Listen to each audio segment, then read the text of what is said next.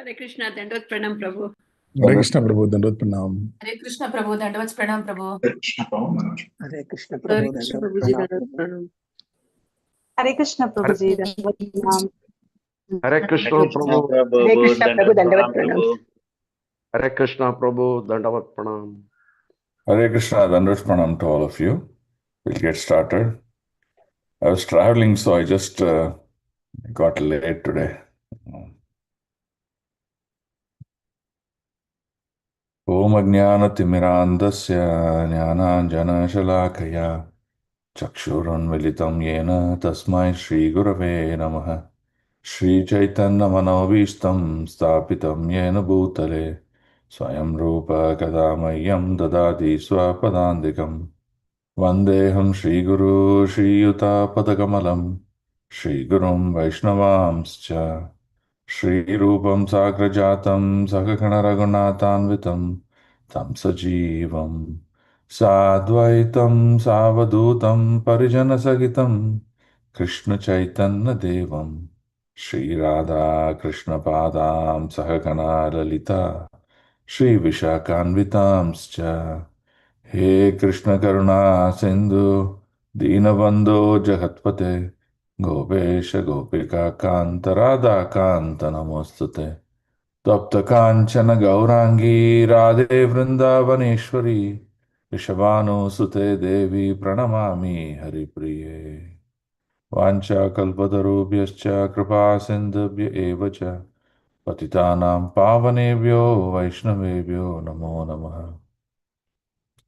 Namo Om Vishnupadaya Krishna Prestaya Bhutale Srimate Bhaktivedanta Swaminiti Namine Namaste Saraswate Deve Gauravani Pracharine Nirvishesha Shunyavadi Paschata Desatarine Jai Shri Krishna Chaitanya Prabhu Nityananda Shri Advaita Gadadara Shri Vasadi Gauravakta Vrinda Hare Krishna Krishna Krishna Hare Hare Hare Ram Ram Ram Hare Hare Mukam karoti vachalam Pangurlangayate Gidam Yatvipatamaham Vande Shri Gurum Dinatarinam Paramananda Madhavam Shri Chaitanyam Ishwaram Om Namo Bhagavate Vasudevaya Dhamma Projita Kaitavotra Paramo Nirmatsaranam Satam Vetyam Vastavamatra Vastu Sivadam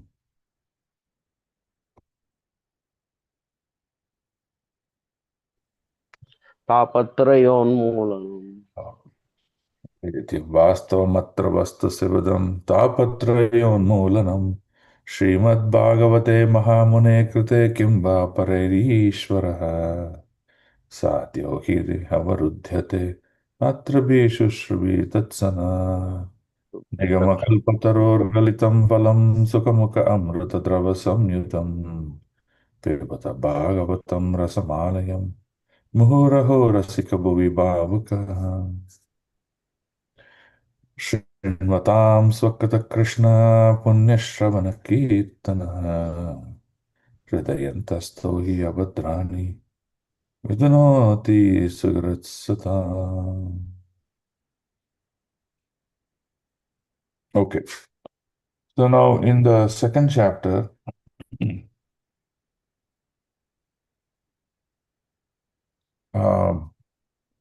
we began. So in the first chapter, he talked about an a yogi who's having an impure heart. He will go into the path of Virat Rupa. And further impurity, he will go into details of Virat Rupa. And finally, through the process of piercing these material elements, his false ego, he will be able to blend into the Mahatattva or pierce through the Mahatattva, then the Pradhana, then he will get liberated. That liberation we learned it is impersonal liberation. Impersonal liberation means it is temporary liberation. He will fall back into Martya Loka and once again begin his journey according to the purity of consciousness that he has achieved. So we finished that path in chapter 1. In chapter 2, this yogi who's completed this pratyahara, that is withdrawal of senses, his heart is pure. He need not go through this Virat Rupa process. He is able to visualize or realize Paramatma. And he is able to keep Paramatma as the Dharnashraya and practice. So then we started chapter 2 in Canto 2. So in the first 7 slokas that we completed, while going into this path, this is applicable not for them, it is even applicable for Bhakti Yoga practitioners, or anyone for that matter, is Sukadeva Goswami is telling that anyone who is on this path of practicing yoga, yoga means connecting to the Supreme, there's a lot of benediction on the path also, right? So while he is traversing, he may get attracted to the higher realms of material energy, right? Like Indra Loka. And he may get deviated or he may fall down. We read the example of an impure devotee, or runs an impure devotee, a devotee with impure heart, like Vishwamitra, how he fell down for Menaka. Then we also gave a comparative analysis of Haridas Thakura, whose heart was purified and he did not fall down when they came in contact with the women. So this is called the measure of purity of heart. So he talked about the first 7 slokas as a possibility for someone to fall down and one should not get allured, which minimalistic happiness. Because the best of the happiness received or achieved in the material world is very, very fragmental compared to the happiness that one can receive in the spiritual world. The first reason that he gave was, in the material world, one should possess a material body. And whichever loka, whether in Brahma Loka or in Patal Loka, this material body is subject to the 4 aspects of materialistic changes: birth, death, old age, and disease. So, second is Satchidananda is not fully realized. So, with these 2 factors, the happiness realized is going to be very, very minuscule compared to what is received in the spiritual realm. So, this is something that we discussed and we came to this point. Now, this yogi is sitting and meditating on the Paramatma. So, when he meditates on the Paramatma, his destination will be impersonal Brahman only.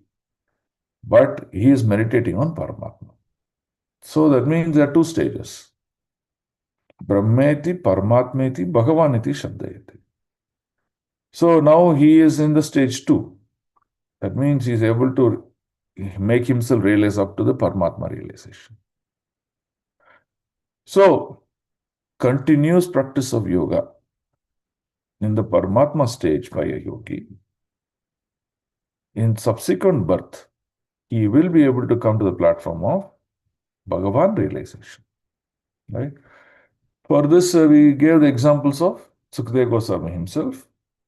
We gave the examples of the 4 Kumaras, that you see how one can change from impersonal to personal. By the mercy of Sri Krishna, we took the example that in this very life, one can change from an impersonal thought process to personal thought process. Right? The sloka that we quoted also was from 3.2.21. Sanchintayat Bhagavat Charanaravidam Vajrankusha Dvaja Saroruha Lanchanayadyam Uttungarakta Vilashan Nakta Chakravala Jyotisnabir Ahatamahat Dridayandakaram. The first thing we said was the difference between a devotee who is Bhagavan realization and versus other platformers realization is how he sees the beauty in every anga of the Lord. It is not just the face of the Lord. Be it a toe, be it an ankle, be it a knee, be it shanks, be it thighs, be it hip, every part of the Lord he relishes. Of course, they're beautiful, he also relishes. He does not want to sit on the head of the Lord. He would surrender to the lotus feet of the Lord only. Right? So, we discussed that aspect of it. Then we also discussed that even though the Kumaras were impersonal in nature, but when they came in personal contact with the lotus feet of the Lord, and by smelling the fragrance of tulasi, kinjalka, then what happened? They were able to change impersonal thoughts to Bhagavan realization. That means the realization can happen by the mercy of the Lord and not by one's effort, just like that. So, this concludes the most important aspect of our realization, that though we may put our efforts, but the mercy of the Lord makes that efforts to change or to become realized in no matter of time. And hence, the combination, our heart should be in a combination of both. Our heart should be filled with combination of offering prayers, serving for the pleasure of the Lord, and also waiting with lot of patience and tolerance for the mercy of the Lord. When these two things combine together, it makes one devotee a Paramahamsa or a fully realized soul, that he may possess a look-alike material body, but is fully spiritually turned. So that is the whole realization. So now from this page, sloka number 8 onwards, for the next 3 slokas, we will learn about who's this Paramatma, how does he look like, and when the yogi is meditating on him, what is he meditating on? Now, there are many aspects of impersonal Brahman, Paramatma, or Bhagavan realization that we cannot find out just like that by speaking to a devotee. So, we gave an example. Many yogis who have only Brahman or Paramatma realization will talk about Krishna, will talk about Ram, will talk about Narsimhadev. Yes, they will talk about them. They will quote slokas where Krishna was wearing a pitamba dress. They will quote slokas that Krishna was wearing a kaustubhamani. They will quote all of them. They will talk about their pastimes. Then you are wondering, hey, this devotee is so wonderful. He is able to talk into details of the Lord. But actually, at some point in time, he will reveal that, yes, this so-called person called Krishna, or Lord Ram, or Varahadev, or Narsinghadev, they are all product of Brahman. Right? So that means Brahman is ultimate, and Brahman's energy is expanding into these personalities. And they would also say that the Brahman is also expanding into personalities like me, him, them, all these personalities. So what is the conclusion? According to them, that Krishna was an ordinary person because he realized that he is a product of Brahman. He became Lord Krishna. So similarly, I am also an ordinary man now. By practice of yoga, I will also realize that I am product of Brahman, then I'll also become like Krishna. Right? This is the core, misunderstanding in the heart of this yogi. So you can see that what Prabhu, this person was talking the personal features of the Lord, pastimes of the Lord, but he is trying to conclude like this. That means what? This yogi is still in the impersonal level of understanding and not in the personal level of understanding. That's what you have to understand. So, we can conclude about the qualitativeness of a person only by seeing his life, about what he speaks, then we will know what sort of realization that he possesses. Right? And this is why, whether you go to this Brahma Kumaris also, you'll find they also talk about Krishna. You go to that Gurukul, they'll run, no? Very famous they are. They're all around India. Ravishankar Prabhuji. Matamrita. No, Prabhu, there's one more, no? It starts with D.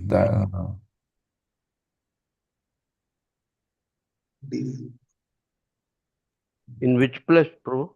It's there all over, Prabhu. Sorry. They have Gurukul schools and all, Prabhu. So they Swaminarayan, Prabhu, Swaminarayan. Not Swaminarayan. Art of living, Prabhu. Art of living. Swaminarayan also is like this only concept. For them, their Swaminarayan is either at par or above Supreme Lord Krishna. Art So of again, living, Prabhu. no.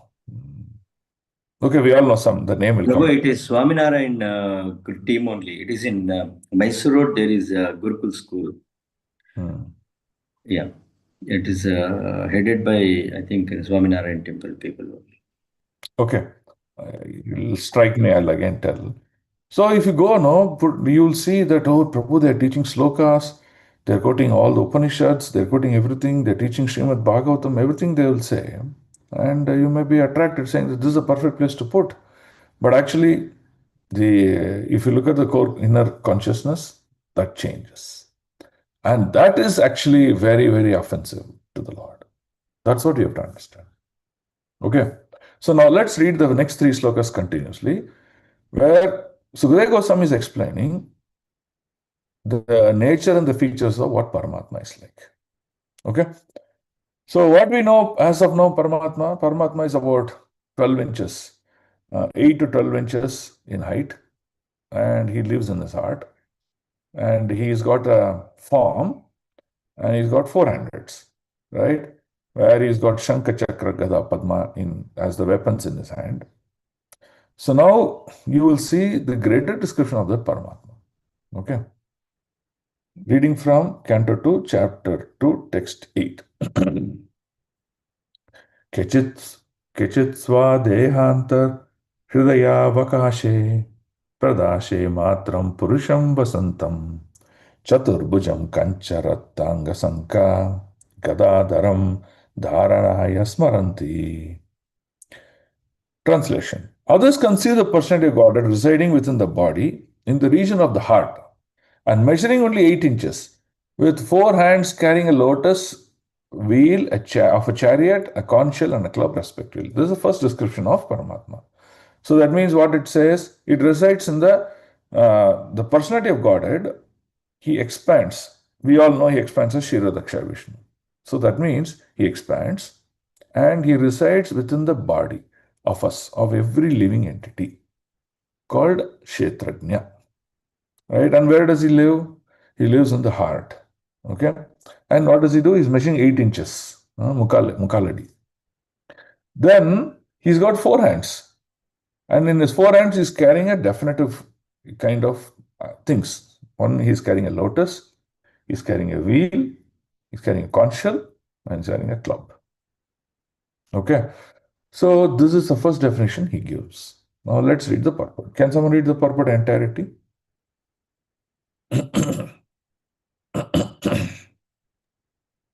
No visibility, Prabhu, screen. You're not sharing, Yeah. Oh. Why is that I'm not sharing?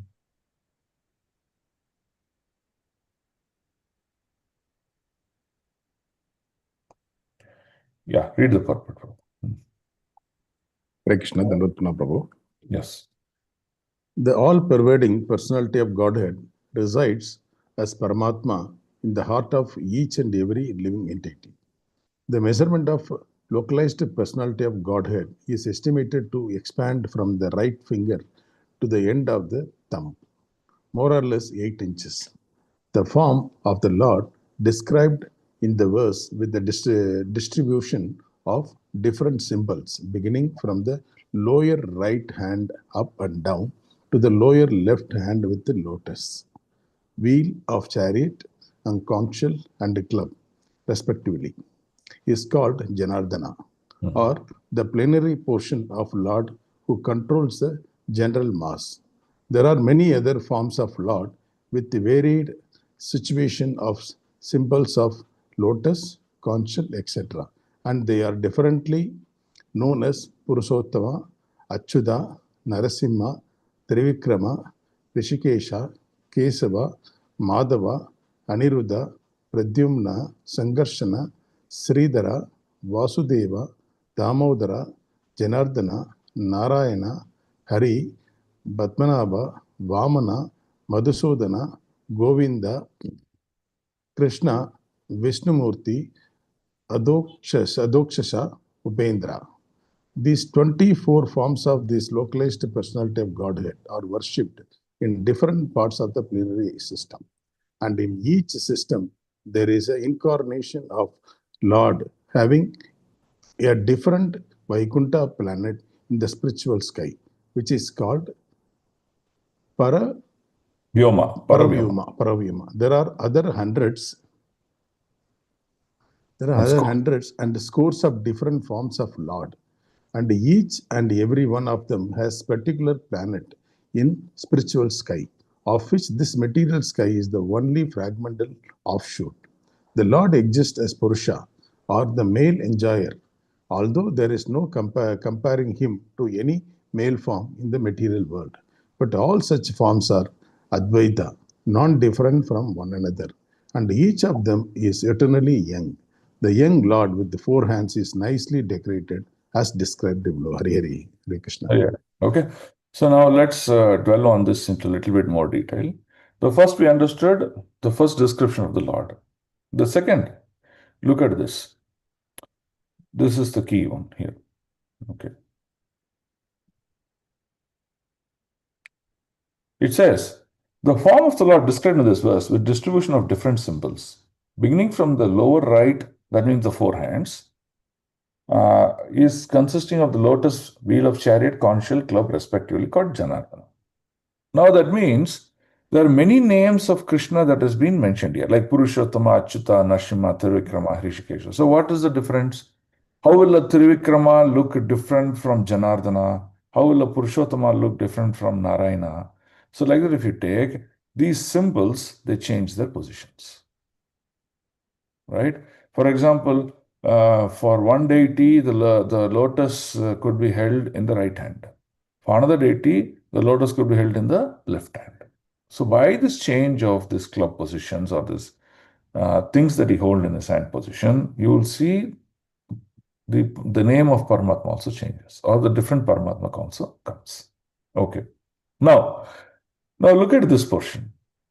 These are 24 forms of localized personality of Godhead. What is localized personality of Godhead? So, for example, Krishna is existing as a single person. In chapter 1, Canto 1 of Srimad Bhagavatam, what we did, we learned an important aspect that Lord Krishna, by his energy, he can directly or indirectly understand the heart of every living being, thereby following his activities, his thoughts, his consciousness, and thereby he can control everyone. So we learned that. Then we were wondering how directly and indirectly. Directly means he can be present and he can watch you. But indirectly, that means how he can indirectly do. For example, you may put someone, but I am put someone like a watchman to see me, but I am running away from the person. I'm keeping myself secluded. So how is it possible? So this is the aspect. This is called the localized Paramatma. Okay. So here there are 24 planets, of you can consider that as something like Leelavatar planets. Like Ayodhya is for Lord Ram. There are 24 forms where these Paramatma will take different these forms and they come and stay in the heart of that living entity. And thereby he keeps noting down every activity of that living entity. What is it that is desiring? Okay. Now, there are many other hundreds and scores of different forms of Lord, and each and every one of them has particular planet in the spiritual sky. So that means if we desire for example, one name I will take here, let's say Sridhara. We desire the Sridhara form of the Lord and keep doing Bhagavan realized practices, then at the end of this life, we will reach that spiritual planet called Sridhara, which is not Goloka. Goloka means only Krishna is there. Keshava, there's a planet called Keshava. There's a planet called Hrishikesha.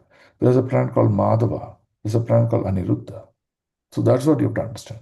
Now, each of these planets have their own characteristics of, their particular relationship with that Lord. And that's what will manifest in that planet. Okay. Now, next, you see here. Okay. The Lord exists as Purusha or the male enjoyer, although there is no comparing him to any male form in the material world. But all such forms are Advaita. Advaita means single, Ekam, and different from one another. And each of them is eternally young. So the younger Lord with 4 hands is nicely decorated and described below. So what is that eternally young? There is no age. That means Brahma may go through 100 celestial years of age. You and I may take 1,000,000 births, but the Lord will remain same age throughout this entire cycle of creation, maintenance, and destruction. So that's what it means. Okay? So is this clear, the role of Paramatma? The role of Paramatma is spread everywhere like carpet and is present in the heart of everyone. He is having a different form, and he is the one who is the cause of understanding everyone's consciousness, desire, activities, and thereby he knows each one of us so clearly. There's nothing that we can escape from him. Okay. Next, read the sloka number 2.9. So, further description. This is a very beautiful sloka.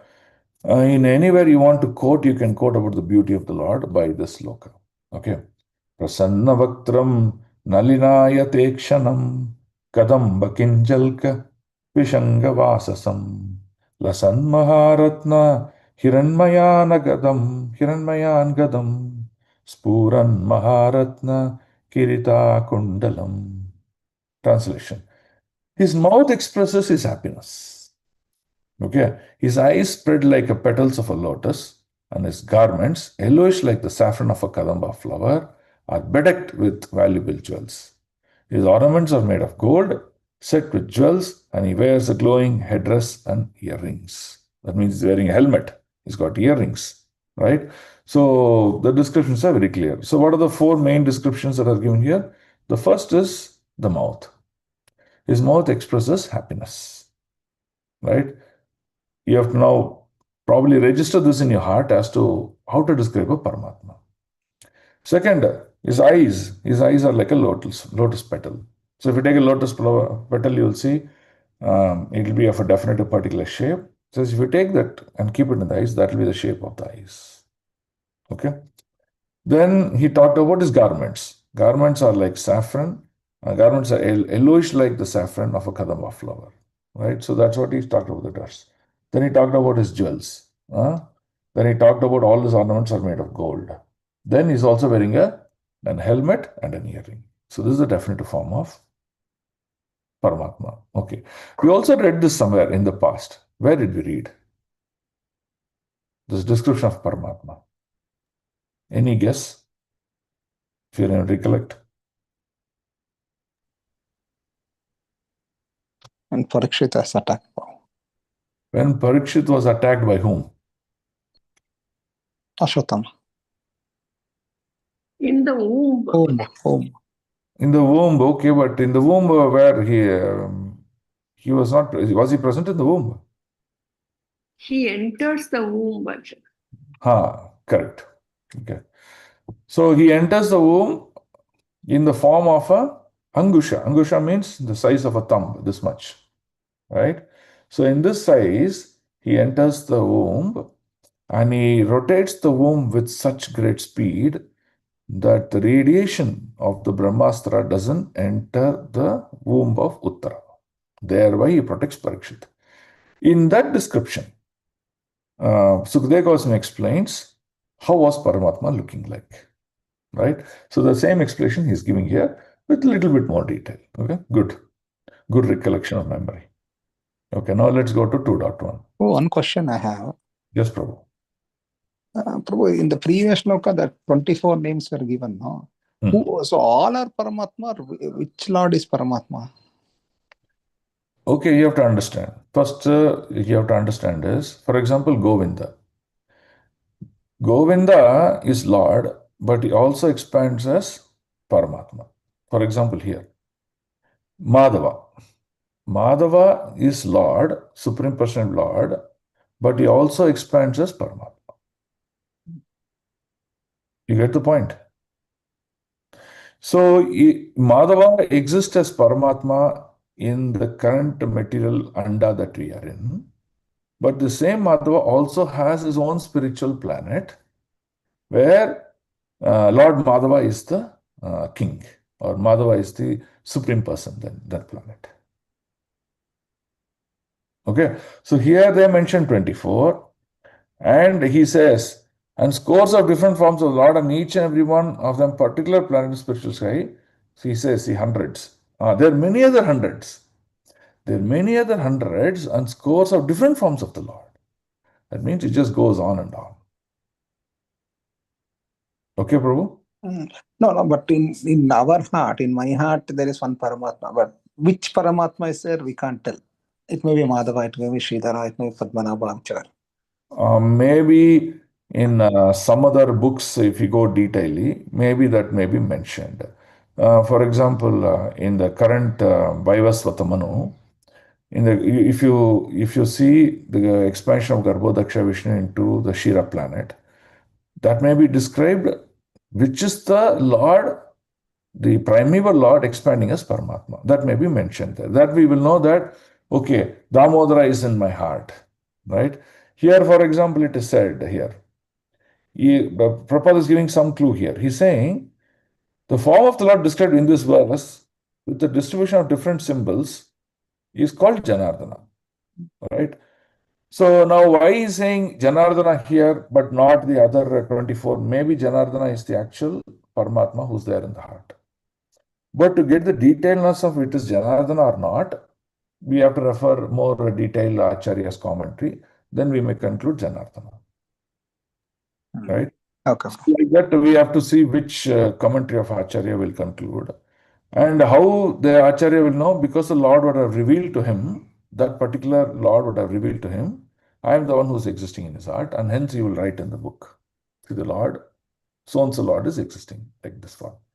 Hare Krishna Prabhu, these 24 names are like that, our Achamanya prayers. That means they are residing in those parts of the body. Okay, that's also true. They're also reciting in those parts of the body when you do Achaman. Hello? Yes, Prabhu. Yeah, so when you apply Tilak to Keshava here, you're realizing that form of Lord, which is Keshava, which refers to the Lord, about his hair and things like that. He's residing here. For example, when you say Damodara, you're residing to the back, where the spinal cord is ending. So that is where Lord Damodara resides. So that is also, there is a connection. Because we touch the heart and say Janardana only, Prabhu. Yeah, correct. Okay. Okay. We also say Upendra, we also say Janardana, we'll say Hari, then we'll say Krishna, right? Okay. Okay. Thank you. Okay. Let's go to the next sloka, which describes further, which is further describing the aspects of Paramatma. Okay. 2.10. Now, for example, you may understand Paramatma, how it is possible to realize, how can practice bhakti. We read the pastime of this Brahmana, right? So what he was doing while he was in meditative yoga process and he was meditating on Paramatma, he offered all the arati items to that personality. The Lord Narayana, who's sitting in the Vaikuntha Loka, he realized that, oh, this person is worshipping me. Once he reciprocated, he saw that all the reciprocation, that the bhoga that he offered, the arth items that he offered, everything the Lord reciprocated. So, this Paramatma that he's worshipping, or realization of the practices that he's doing, is also true. So, that's how we conclude. Okay. 2.10. Unnidrahrita pankaja karnikalaye Yogeshwara stapita pada pallavam Sri Lakshanam Kaustubaratna Kandaram Amlana Lakshmaya Vana Malayachitam. So we'll see the meaning. Oh, Nidra means blooming, hrit, heart, Pankaja, lotus flower, Karnikalaye, on the surface of the whirl. Whirl means on the lotus whirl, right? The center portion. Yoga Ishvara, the great mystics. Astapita, placed. Pada Pallavam, lotus feet. There, the goddess of fortune, or a beautiful calf. Lakshanam, marked in that way. Kaustuba, jewel. Ratna, other jewels. Kandaram, on shoulders. Amlana, quite fresh. Lakshmi, a beauty. Vanamalya, by a flower garland. Achitam, spread over. Translation. His lotus feet are placed over the whirls of the lotus hearts of great mystics. On the chest is the Kaustuba jewel, engraved with a beautiful calf, and there are other jewels on his shoulders. His complete torso is garlanded with fresh flowers. Purport by Srila Prabhupada, Jai Srila Prabhupada. It's a very short one, I'll read this. The ornamental flowers, clothing, and other decorations on the transcendental body of Personality of Godhead are identical with the body of the Lord. None of them are made of material ingredients. Otherwise, there would be no chance of their decorating the body of the Lord. As such, in the Paravyoma, the spiritual varieties are also distinguished from the material variegatedness. Okay? So now let's go to the next sloka. So there is more descriptions like this. And this sloka will finally give you descriptions. So what does it mean? None of them are made of material ingredients. Mataji, what is a material ingredient? Material ingredients means which is ignorant of the Lord. When it becomes ignorant of the Lord, it does not have a consciousness and it does not interact. So, for example, a rock or a stone that you find in your material world, right? So that is ignorant of the Lord. For example, you go to the spiritual sky or the spiritual world and you take any element, like the same rock, stones, some metal objects, or whatever forms it may be. They are consciousness of the Lord. Okay? If there's an opportunity, they will serve the Lord. Currently, they may be, in a dasya bhava or in any other bhava, but they're always in the position to serve the Lord. Even a stone, right? So, for example, if you read Chaitanya Charitamrita Madhya Leela, it is explained that Madhavendra Puri was actually an expansion of a stone from the spiritual world. Okay. That stone used to serve the Lord so personally. How you can serve the Lord personally as a stone? You can be the resting place for the Lord. Right? You can be the sitting place for the Lord. And given an opportunity, he will take a different form because he's got a spiritual body. He'll serve the form, but he'll take his constitutional position as a stone. So that is what is called as a spiritual element and not a material element. Helps, Mataji? Yes, Prabhu. Yes. Thank you. Okay. Actually, there's one nice video of our Guru Maharaj. Okay. This is an old video. Guru Maharaj is in Mayapur. One interviewer, he comes to interview Guru Maharaj, right? He'll show the buildings of Mayapur, especially the Chandrodaya Mandir, the Chakra building. He'll show all of them and he'll come to Guru Maharaj. Then he'll come and ask our Guru Maharaj certain questions. What is this? Why are you carrying one danda with you? What dress you're wearing? Like that, he'll ask. And then why people are chanting this Hare Krishna here? So while Guru Maharaj is answering to many of those questions, there'll be one devotee who will have a tape recorder and be recording it. Okay. So this interview will ask, why is he recording this? Is a very simple thing I'm asking. You're not giving any discourse or anything like why is he recording? So Guru Maharaj will answer that every word of a spiritual guru is transcendental. So in order to keep hearing that, he records. And by recording it, he'll say that instrument also is transcendental. He'll say that that tape recorder or that dictaphone, whatever he is having, is also transcendental, he will say. Right. So now we can understand what is material and what is transcendental. One which connects and which doesn't connect. Right? You can distinguish like that. Okay. This dictaphone is connecting to the spiritual world by the words of the spiritual master. There could be another dictaphone there which can play Bollywood music. See, both are producing sound, but one is producing transcendental sound, one is producing some material sound. And it's not allowing us to connect to the spiritual world. Hence, that becomes material. Right? So, like that, he'll explain. Very beautiful it is. Okay. Let's go to the last sloka of explanation of Paramatma. Okay. Vibhushitam Mekalayan Guliyakair Mahadaner Nipura Kankanadibihi Snigdhamala Kunchita Neela Kuntalai Virochamanana Hasapeshalam. He is well decorated with ornamental wreath about his waist, rings studded with valuable jewels on his fingers, his leglets, his bangles, his oiled hair, curly with bluish tint, and his beautiful smiling face are very pleasing. Right? So, in your if you take Brahminical initiation, generally they will ask this question. They'll ask this sloka, this Brahman, Paramatma, and Bhagavan. They'll ask you description of Paramatma. They'll not ask description of Bhagavan because all of you know you will say that, but no one knows the description of Paramatma. And they'll ask you to quote names, they'll ask you to quote descriptions of Paramatma. So this is where you refer to. In fact, I was also asked the question on Paramatma when I took Brahminical initiation. Right? So these are the slokas that are describing.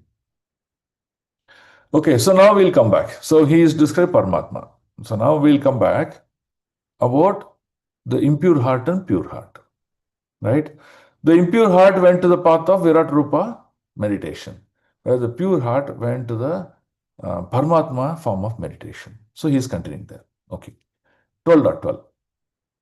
Adina Leela Hashite Shanoksha Sano Lasad Bhur Samsuchita Bhuri Anugraham Iksheta Chintamayam Yenam Ishwaram Yavan Mano Dharanaya Vatistate. The Lord's magnanimous pastimes and the glowing glance of a smiling face are all indications of his extension benediction. One must therefore concentrate on this transcendental form of the Lord, as the mind can be fixed on him by meditation. See, very, very important. This is a superb sloka which describes the cause of our mercy. Okay, so Prabhupada was very merciful. All the pictures that he asked his devotees to draw, if you see, there was no picture of Krishna that Prabhupada, described where Krishna is unhappy or Krishna's demonstrative anger, right? Every form of pictures that Prabhupada described, mainly to Yadurani and others, was this beautiful form of the Lord, which is merciful in nature. Now, one of the merciful nature of the Lord, you know what is it? Is his eyes. So if you glance deeply, go into the eyes, you will see there is a center black color eyeball, and surrounding it, that is the whiter portion of the eyes. And at the border of that whiter portion of the eyes will be the reddish line that is drawn. You can see more prominently in Jagannath, right? You will see more prominently even in other Krishna deities. They will draw it very, very prominent. Now, the devotees are more merciful. What they will do? You see, everywhere in the body, when they complete a particular anga painting is done, they'll also draw it with the border of a red line, light color red line, if you've noticed. Many deities will have this. Many pictures will have this. Lord Jagannath has this more prominently. Right? Now, one may wonder that the reddishness in the eyes is demonstration of anger, is demonstration of sadness. How come it's drawing? No. Vishnu Chakra Thakur explains very beautifully. He explains this in Jaiva Dharma, that the greater the reddishness, the greater is the mercy of the Lord. Now we'll read that. Purport. In Bhagavad Gita 12.5, it is said that the impersonalist undergoes a series of difficult programs on account of his impersonal meditation. See, since he's on the wrong path, he will be fed with a lot of difficulties. But the devotee, due to Lord's personal service, progresses very easily. Look at the difficulty and the easiness. Impersonal meditation is therefore a source of suffering. Here the devotee has an advantage over impersonalist philosopher. The impersonalist is doubtful about the personal feature of the Lord, and therefore he tries to meditate upon which is not objective. What is that objective? Paramatma. Okay. For this reason, there is authentic statement in the Bhagavatam reading the positive concentration of the mind on the factual form of the Lord. So it's very, very, very important. So you see, this particular verse confirms the importance of deity worship. When we do deity worship, the deities could be form of a picture or form of an archa vigraha. That does not matter. But when we confine our thought to deity worship, what happens? Every time, let's say we do deity worship today, and then we go back to do our chanting. We do deity worship, go back to do our chanting. This form of the Lord engraves into the heart of a devotee. When it engraves stronger and stronger and stronger, his meditative aspects becomes very personal with the Lord. Right? So, how deity worship, what we stage, we have the stage called Anartha Nivarti stage. How this deity worship actually helps us to get over this anartha. That means all the anarthas in our heart about, oh, is the Lord personal, oh, is the Lord this, oh, is the Lord that, completely vanquishes. And we move to the next stage in our practice of bhakti. So, hence you see, even though there are two vidhis, Bhagavat vidhi and Pancharatrika vidhi, right? Shastra tells that one can practice Bhagavat vidhi. That means singing and dancing about the Lord and then doing Nagar Sankirtan and then releasing the Lord. This Pancharatrika vidhi is having certain set of rules and worshipping the Lord on the altar with those rules and regulations. But Prabhupada was so brilliant. What did he do? He blended this Bhagavad vidhi and Pancharatrika vidhi together and he gave that to in his ISKCON for us. It is not that we just do chanting and do Nam Sankirtan and then not do anything else. No, he gave this also. He blended both. See, this is the greatness of an Acharya. He knows what is it that is required in this current time period of this world, that people will actually become personal and have that intimate relationship with the Lord. That's why he blended both. Right? See here. The process of meditation recommended herein is Bhakti Yoga, or the process of devotional service after one is liberated from material condition. That means what? Currently, we have a material body. By practicing of this bhakti yoga with this material body, we are getting trained as to how to demonstrate our activities towards that Lord. A day will come that we will let go of this body. When we let go of this body, because of the purity that we have reached, we may be awarded a spiritual body. But when we award a spiritual body, we exactly know, due to our internship or our probationary period, training time, we will know exactly how to worship the Lord. So that's why worship of the Lord, you must do it with a lot of care and attention. You should not do in a very casual manner. Oh, ishta saku. Sometimes I've seen devotees saying, ಓ ಪ್ರಭು ಎಲ್ಲ ಹೇಳ್ತಾರೆ ಅಷ್ಟೆಲ್ಲ ಮಾಡೋದು ಬೇಕಾಗಿಲ್ಲ ಇಷ್ಟು ಮಾಡಿದ್ರೆ ಸಾಕು. Right? That's how devotees confine themselves. But what is a good idea? If there are 10 procedural aspects from Pancharatra Gavidi, follow the 10. Anyway, you're doing Bhakti Yoga. Why do you want to distinguish in Bhakti Yoga steps? Do all of them. What stops you? It's just a 5% additional effort. But that will carry you in your aspects of practice of devotion in your post-material life to a greater depth. Okay. Now see here. After one is liberated from material conditions, Jnana Yoga is a process of liberation from material conditions. That means here he is more into aspects of acquiring knowledge and he is not conclusive. Is this the final thing to do? No, there could be something else. That's why you see many people, they make these comments about Prabhupada is, see, Prabhupada gave this Hare Krishna mantra, but he hid something more important. He did not reveal that to us. They'll make this statement and try to search for this. So you can understand how this concept of Jnana Yogi is becoming prominent in his heart.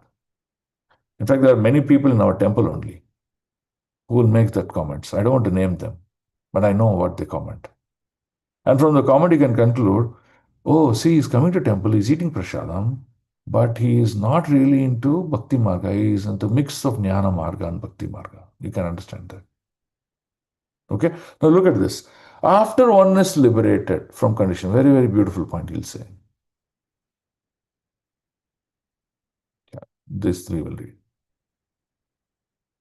Yes. See this. After one is liberated from the conditions of material existence. See, look at it. It uses the word conditions of material existence. It's not just from material existence. That means all aspects, all conditions of material existence.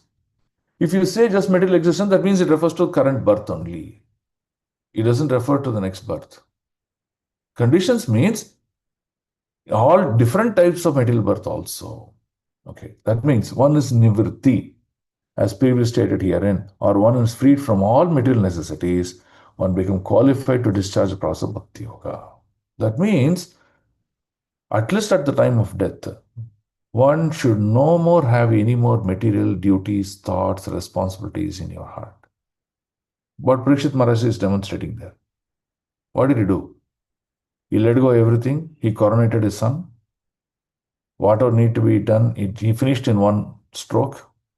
He came back to the bank of Ganges and he said, I am preparing my mind just for the practice of Bhakti Yoga. That's exactly exclusive statement he makes. What about his father and his fathers and fathers' brothers? The Pancha Pandavas, when they realized that Krishna is no more, they said there's no place for us in this world where Lord Krishna is not present. Even though they were opulent, they were the kings of the entire world. What is it? 1 second, they left. He coronated Parikshit Maharaj. And they wore a very, very simple dress because we don't want to have any material connection. But of course, there are certain rules to follow, that much. And they went in order to give away their body. Khatwanga Maharaj, whatever material opulence and things like that he saw, he was able to renounce that in a matter of 48 minutes. And he sat and said, I don't want anything. So that's the point here. Okay? One is freed from all material necessities. I am no more dependent on him. I am only dependent on the Lord. Then you see, he becomes qualified for Bhakti Yoga. Okay? Therefore, Bhakti Yoga includes Jnana Yoga. So Jnana is what? Is knowledge about the Lord, knowledge about this, knowledge about every aspect of it. But if you're able to cross that and come that Krishna is the only source of anything and everything for me, that means you've already completed all those aspects. In other words, the process of pure devotion service simultaneously serves the purpose of Jnana Yoga because of liberation from material condition. And that is called Anartha Nivritti. That means if you cross Jnana Yoga, that means you also cross Karma Yoga. You've crossed all other stages also. That means practice of bhakti. That means today morning you got up, you chanted your rounds very nicely for the pleasure of the Lord. Remember, for the pleasure of the Lord, not to complete your rounds.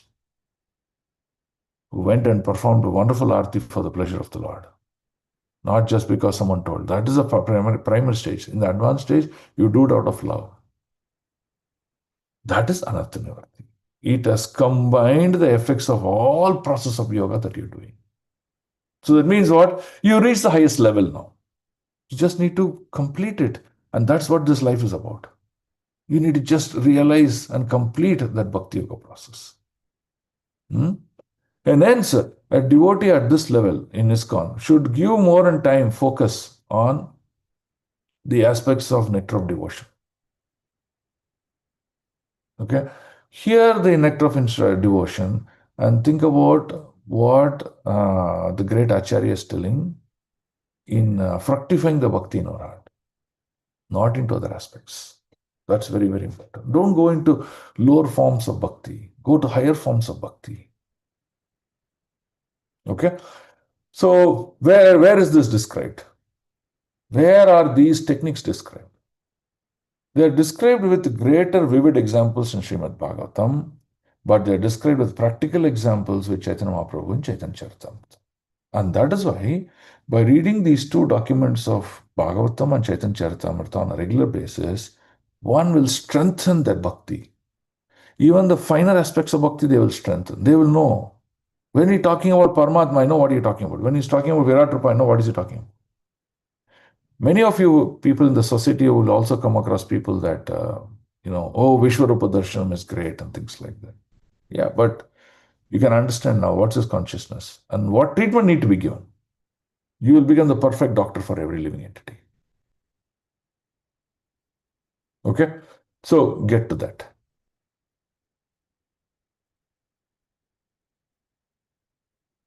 Is this clear? Yes, Prabhu. I'm going, but any comments? What others are feeling?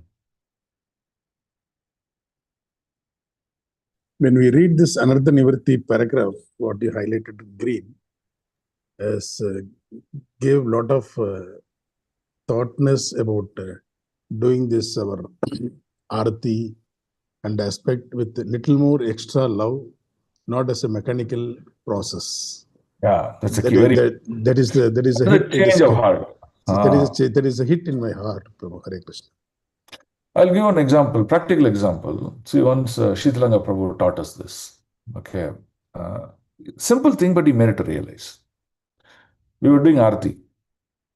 Okay, he said, okay, now Sundarapa, you do the Arti. It's a practical demonstration. That means one dummy picture is kept and he's telling, do the Arti now. So I lighted the Pancharti, all done. And what happened in the Arti, if you see, the wigs are made and they'll put camphor on the wigs for it to capture faster. Okay. So once it is kept, I immediately started performing the Arti.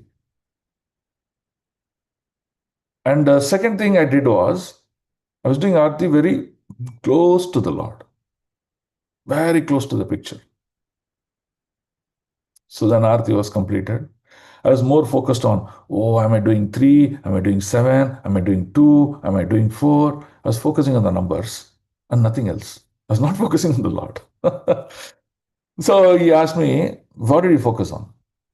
Then I was thinking, Prabhu, I was counting the numbers. I was counting whether I'm doing 4 numbers, whether I'm doing 2 numbers, I was counting like that. I said, see, is that your dharanasya? Is that your object of meditation? No, not the numbers, the Lord. every anga of the Lord. Okay, so please correct. Then he said, second, moment the Pancharti is lit, you will see it burns more vigorously because of the camphor, and it'll take maybe 4 5 seconds for it to come and then nicely glow. So he said, can you not wait?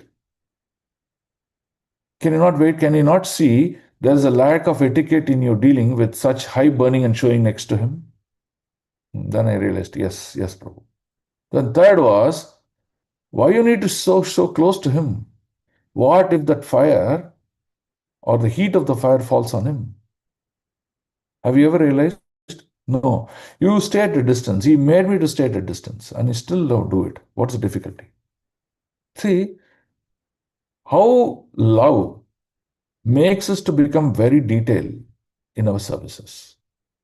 And that's the demonstration you will see in Bhakti Yoga. Everything that you do, when you will go very detailedly, is this correct? Is this wrong? And why am I doing it? The same thing applies in your garland making. Same thing applies in your dress making. Same thing applying in your cooking. The same thing applying in keeping the place and the premises of the Lord clean. The same thing applies when you go and preach about the Lord to someone. Why Prabhupada insisted on as it is? It is very important. We should not make up stories of ourselves. Is it really Prabhupada told? Yes, speak. Is it really told in Shastra? Yes, speak. If it is not, don't. Huh? Once I was reciting Vrindaya Tulasi Devyaya Priyaya Keshava Shucha Krishna Bhakti Praday Devi Satyavataya Namo Namaha for offering prayers to Vrinda Devi. Radhesham Prabhu was next to me. He said, Prabhuji, can you read this mantra? Does it say Krishna Bhakti or does it say Vishnu Bhakti? Then I thought for a second. I said, Prabhu, it says Vishnu Bhakti. Then why are you saying Krishna Bhakti? Why you want to change? Only an Acharya can change. You want to become an Acharya? I said, no. Then speak as it is, as it is. Very important, he said. I mean, see, realized people, they're phenomenal in what they do, their actions. That's why it's important to follow. Mahajana are great role models. Why are they great role models? You just follow every detail of them. Are you getting the essence of what I'm trying to drive? Yes, Prabhu. We are Yes, getting it. Prabhu, yes, very much. It's a very subtle level you're talking. Yes, very subtle level talking. Okay. Yesterday, our Shweta Mataji posted a poster. Superb it was. I mean, Krishna Prabhu, I have a request. Sure, Mataji. You taught us the devotional this thing and all that. Achamanya we are doing to the best of our ability. But the Aarti performance, I want you to teach. I don't know many, but if you can show the right way, which one to use, why to use, like that, if you can teach, we can follow that Prabhu. I thought we taught that also. Okay, but we will do once again if everyone wants it. Okay. See, yesterday Shweta Mataji posted this poster. It was really touching the heart. Let me read this for you. And it really ticked me off. This is by quote by Radhanath Swami Maharaj. It says, the law of gravity, according to our understanding, we know only law of gravity according to Newton's law, but he says law of gravity according to our understanding. Your false ego goes up. Your false ego is no gravity. That means you're going against the laws of gravity. Then what happens? When the false ego goes up, Krishna doesn't like it. He hammers you. When he hammers you, what happens? You fall down. And you become humble. After becoming humble, now you go in a very subtle, nice manner. Right? So hence the quote is like this. The law of gravity according to our understanding. Your false ego goes up. You fall down. You become humble. Then again you go up. It's fantastic, huh? How Maharaj explains this. So anyway, thanks Mataji for posting it. So we should take it up. Whenever our false ego goes up, please expect thunders on your head. No doubt about it. Okay. Okay. This is one last sloka which distinguishes between this Paramatma and Virat Rupa realization. Okay. We'll just finish this last sloka and then we'll be done with it. Okay. Ekaikaso angani diyanubhavayet padadi yavad dashitam gadabhrataha jitam jitam sthanam apohya dharayet param param shuddhayati dhiryatayata. The process of meditation should begin from the lotus feet of the Lord and progress to his smiling face. How many slokas we've already read about this? Starting from Kunti Devi, so many slokas throughout Srimad Bhagavatam.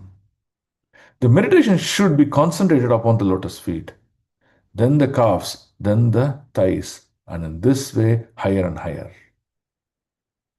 The more the mind becomes fixed upon different parts of the limbs, one after the other, the more the intelligence becomes purified. Right? So there are about three slokas which refers to this. Okay, what I will do is at the end of the class, I'll take these three slokas and I will send it. Okay, which talks about how to begin meditation. Start with the lotus feet. Start with the, go up to his knees, to his navel, to his neck, to his face, and finally the face. Similarly, Srimad Bhagavatam is also constructed in the same manner. Right? So the 10th canto of Srimad Bhagavatam is referring to the face of the Lord. But all other cantos are beginning from the first canto, it begins from the feet of the Lord, and then it keeps on going, offering its prayers up to the face of the Lord. Srimad Bhagavatam is also constructed like that. So we should also construct our prayers like that. Right? And what I'll do is I'll send these three slokas from various topics of Bhagavatam, and we'll try to mug up these slokas. We can offer these slokas to the Lord. We'll also practice seeing the Lord in that manner. Next time when we go to Mayapur or any ISKCON temple for that matter, or any places of great importance, when we go see the Lord, we'll offer like that. Pay obeisances, begin reciting this prayer from your heart from the lotus feet of the Lord, and then go up and then offer your final, anartha nivarti to the face of the Lord. So like that you will see devotion also will expand further. Okay, we'll do that? Sure, Prabhu. Okay, so this explains, right? So this explains about how one should begin offering his prayers from the toe of the Lord, because toe is the most great importance, right? Why? That is where Mother Ganga manifested, and that is where every yogi, every rishi, they're offering their prayers. At least to get me one small darshan of the toe of the Lord. And that's where the beginning is. And that's where the end also is. Okay? Pankajangri Namo Nama. That means you begin from the toe, see the face, take darshan of the face, and surrender yourself to the toe. That's what it means. Okay? Okay? Sounds interesting? Very interesting, Prabhu. So you please read till 13. Then you will understand. Now he is giving description, comparative description between Virat Rupa Paramatma. In sloka number 12 to 14, is giving comparative description between 12 to 14. So now we finished Virat Rupa, all detailing. Then we finished Paramatma detailing. Now comparative descriptions are going on. Then he is now telling go to the advanced stages. So from the dhyana, he is going to go to samadhi. Right? So how is he going to traverse to samadhi? And from samadhi, how he is going to leave his body to achieve whatever his final destination is. Right? But going through all these complexities, then you'll understand, oh my God, how you can practice this Ashtanga Yoga in this complex? You cannot practice. And that's the conclusion Parikshit Maharaj will come to. And hence he will say, since you cannot practice, go on chanting the holy name of the Lord, practice Bhakti Yoga. Right? So Sukadeva Goswami will conclude in that manner and he'll glorify Bhakti Yoga in this verse, in this chapter. Okay? Sounds good? We should have actually covered a little bit more. I want to cover at least 10 slokas in every class, 10 to 12 slokas. But somehow today explanation was a little bit deeper and then I couldn't cover. But in the next class onwards, I'll go a little faster. Please keep pace with me. Our target is to cover 12 slokas minimum in a class. Okay? So that way we'll finish. Our target should be to complete one chapter maximum in 3 classes. Okay? That's how we can move faster. Otherwise, it'll keep going forever. Okay? Hare Krishna, Prabhu. Yes, Mataji. Prabhu, as you have taught us the deity worship, I am trying my best to do it, Prabhu. I'm enjoying the deity worship along with my Prabhu. Prabhu. Oh, very good. I heard some glories about your Prabhu doing a deity worship on a regular basis, offering bhoga, that, this, and all. Very interesting. I was so pleased when I heard that. Yes. So, Hare that's Krishna Prabhu. remarkable progress by Subramani Prabhu. Hare Krishna Prabhu. This one doubt I had where I was not giving importance to the counting when I am doing Aarti. I got the clarity now. See, count is not important, which I concluded that way. I never gave importance to the count of 4, 2, 3, 7 and all that. So I used to do Aarti as my... I'll pause you there. Count is important. Yeah. It is not that count is not important. And there is a significance why Narada ji gave that count. Okay. There is a lot of meaning behind that count. Okay. Okay. Now, count is important, but count is not the ultimate. That's what you should understand. Yeah, but there is when the count is started, then your bhakti gets diluted. We will not be able to It's really okay. do the bhakti. It is okay. Your mind will get tuned. It will count as well as focus on the Lord. Both. It is just a matter of practice. Okay, Prabhu. Thank you. Okay. Only in a Raganuga Bhakti stage, you will not give importance to count. Okay. Okay. In a Vaidika Bhakti stage, you will have to follow rules to the detailness. So do not miss that point. Okay. Right. I'll do that.